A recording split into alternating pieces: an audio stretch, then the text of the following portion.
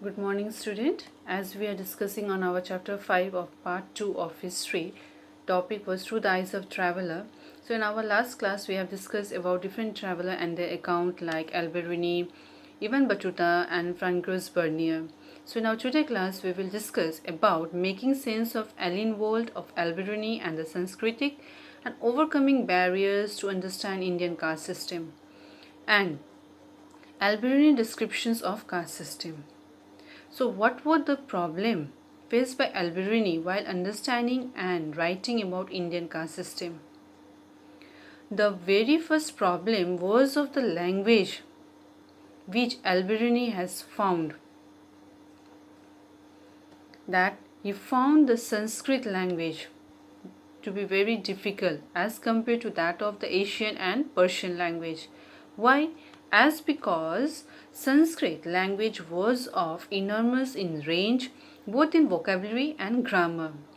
As for some time for particular one thing or one object, it used to be called by different word or by different name in Sanskrit. So it became very difficult for him to understand the language. Second problem was of religious belief and religious practice of the Indian as compared to that of the Arabic world. As we all know that our Indian used to have some religious belief.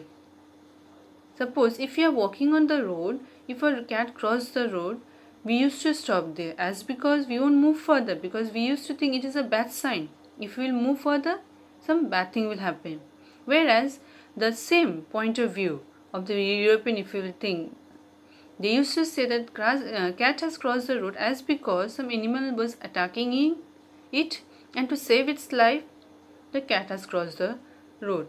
There is no bad sign. So for that, he found a difference. This difference make it difficult for him to understand. Third one was, Indian people was egoistic and self-centered.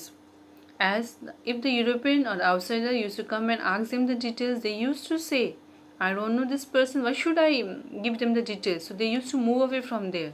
So this egoistic and self-centered of the Indian people has made him difficult to understand Indian society. As in spite of all this problem, interestingly, still Albertini depended on the works of the Brahmins to understand of the Indian society.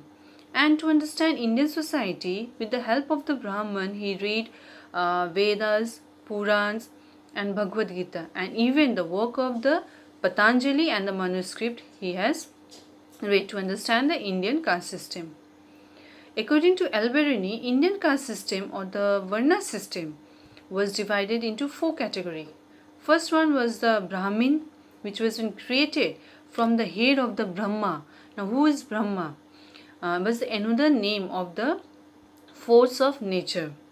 As since head is at the highest part of our body, so for that reason Brahmin was considered the base and given the highest position. Next to Brahma was Kshatriya. Kshatriya was born or was being created from the shoulder or from the arms of the Brahma.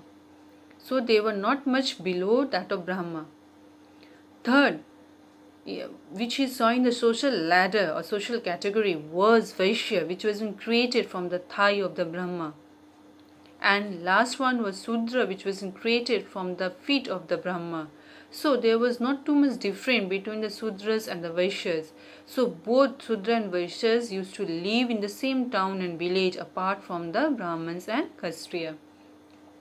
Albertini has tried to understand the Indian caste system by comparing it with other society like ancient Persia.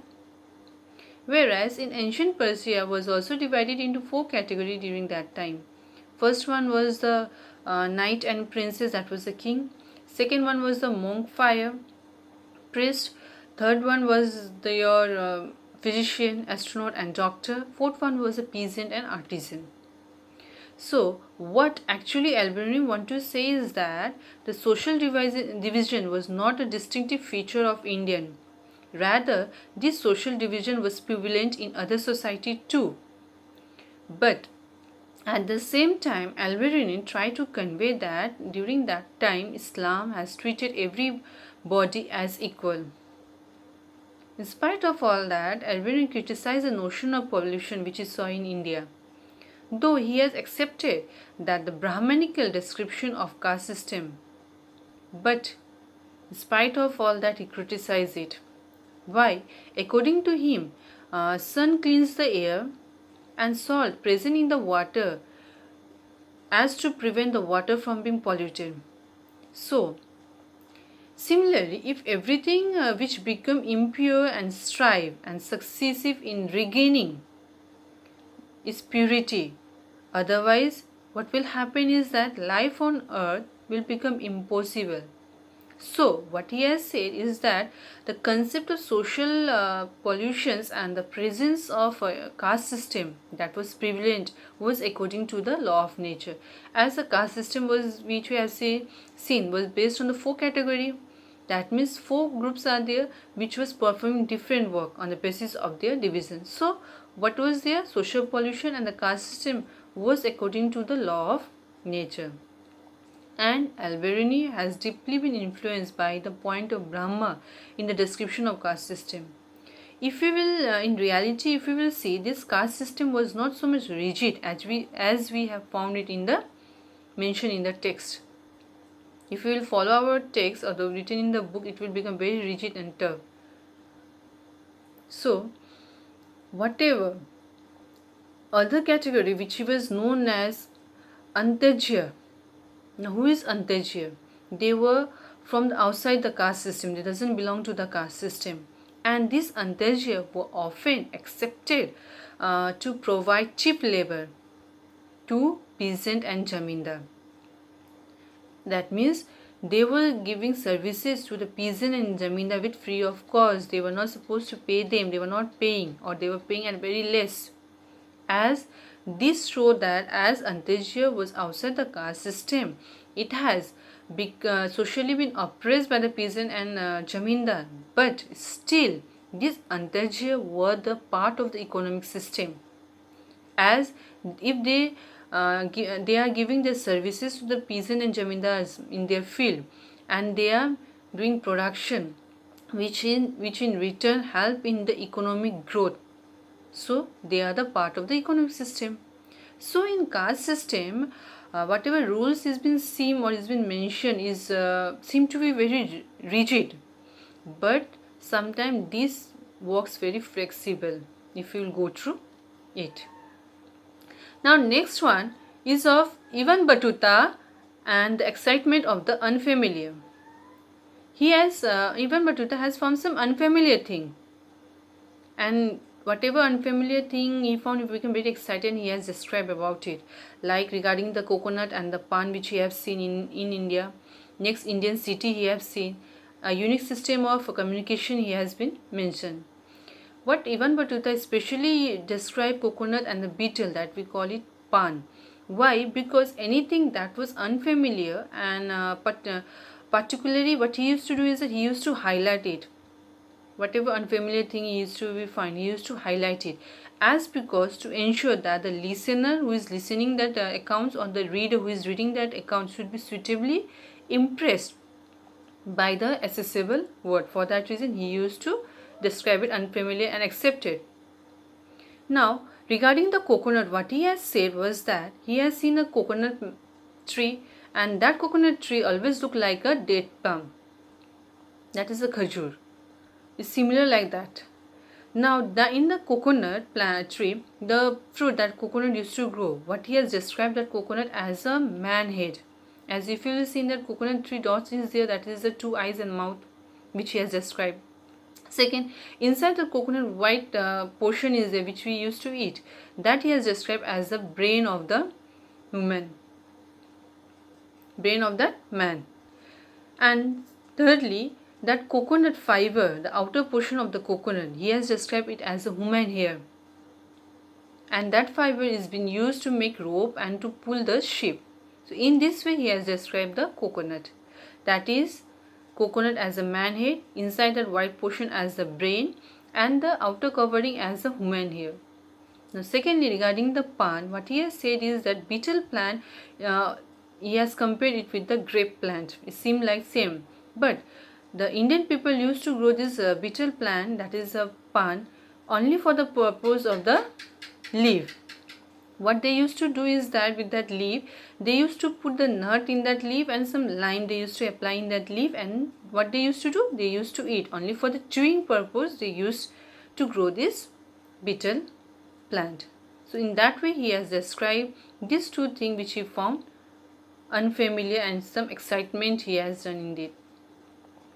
Now regarding the Indian cities, what Ibn Battuta has described is that whatever thing in the Indian cities he found excited to Ibn Battuta, like when he saw the cities, he saw that this Indian city was fully crowded and the street was glittering, everywhere light was there, and in a small narrow lane also he has saw small market where everything was being sold. That is, he found that city full of exciting opportunities, resources was been there, and even skill thing he have seen. As the cities was totally populated, having huge population out there, and it was totally prosperous out there. And in that crowded city also he has seen in that there was a bazaar, which was not only the place of economic transaction used to be done in that bazaar. Apart from that, some social and cultural activity used to be performed.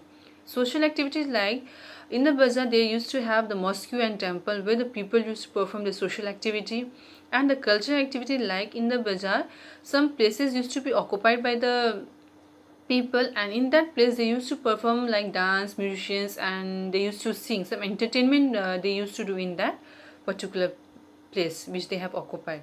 So what he have seen was that he found it to be crowded, and not only the economic transaction used to be done in that bazaar, social and cultural activity was also being performed.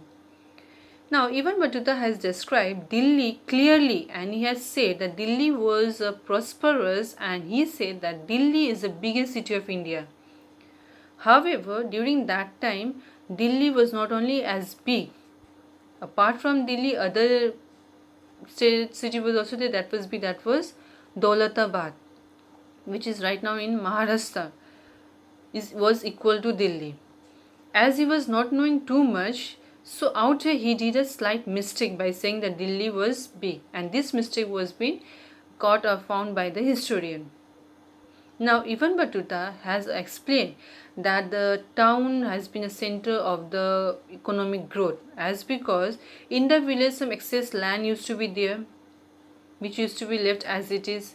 So in that land, as it was fertile, in that land they used to do cultivation, and the cultivation what they used to do, they used to grow 2 crops a year, as that showed that there was a huge production which they used to sell in the town, and in return they are getting the money which led in the economic growth.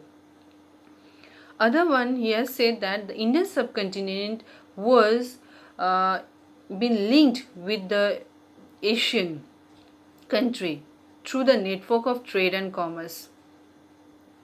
Why? As because India used to manufacture certain important product which has got high demand in West Asia and Southeast Asia. What was the product? It was a cotton cloth, fine muslins, that was malmal cloth, and satin cloth. This was the production in India, and this was a high demand in West Asia and Southeast Asia, and this has resulted in the huge profit of the artisan and the merchant. As other what he has seen apart from Indian city, he has also described regarding the communication system, where he has seen that certain privileges in all the trade route was being provided to the merchant and trader. As the merchant trader used to travel, they have got some facility, such like on the way in the trade route some inn was been made, that was dharamsala, and some guest house was been made for the traders and merchants, so that at night they could stay out there for the safetiness. So Ibn Battuta was even shocked by seeing the efficiency of postal system in India, and during that time he has seen that regarding the means of communication was being seen through 2 ways was used to be done. First one was ulluk, that is on horse foot. Second one was Dawa, that was on foot post. Suppose if a traveler used to travel to a long distance and he has to give the message, he was carrying message or some information, he has to go through traveling to a long distance. Now right now in recent time, what we used to do, if I have to send a message, I used to send it through Facebook, WhatsApp, Twitter or through email. But during that time, to send the message, this facility was not there. So for that they use horse post or the on foot post. Now on horse post, they always keep in mind regarding the horse, it should be of good quality and the horse breed should be of better quality. On the basis of that, they used to select the horse for the horse post. And after, if I started from here, after reaching 4 miles, there used to be one station. From there, other person used to ride on that horse and they used to carry the message. In this way, the message used to be sent. That means after each 4 miles, other station used to be there. From that station, the person used to take the message and they used to move on, and finally it reached to the Sultan. Now regarding Dawa, that is on foot post, out here the person used to, what he used to do, he used to carry a big stick. Suppose this is a stick where they used to tie at the top some bell, and what they used to do is that they used to put the stick on the ground and they used to jump.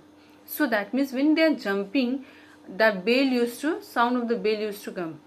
In that way they used to move, and after each and every 1 mile there used to be a station. So suppose a person is about to reach that particular first station, the person who is staying in that station, after hearing that bell sound, he used to come on, he used to take the message and he used to move further. Again after 1 mile, other person used to be there, he used to carry, again he used to move with jumping with the help of the stick. In that way the Dawa or the on foot post message used to be sent. So at that time, what we have seen, on the foot post message was been sent, or the horse post. So to send message was used to be done through, it used to take 40 to 50 days.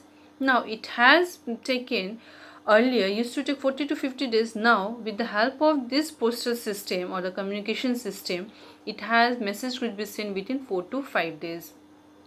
So as this postal system was so effective that from Sindh, earlier it has taken 40 days to reach Delhi to send give the message to the Sultan or the information to the Sultan. But due to this postal system, it was able to reach the message to the Sultan within 5 days. So this was the system of communication system which Ibn Battuta has said us. So we have studied today about regarding the Albertini problem in understanding Indian and Indian caste system which he have described, and Ibn Battuta regarding the unfamiliar thing which he have found and which he have described, like coconut and the pan. Regarding Indian cities he have described, and regarding the unique system of communication which he found, that was on through horse posts and through the foot posts, which has made us easily for the communication. So till this much today. Thank you.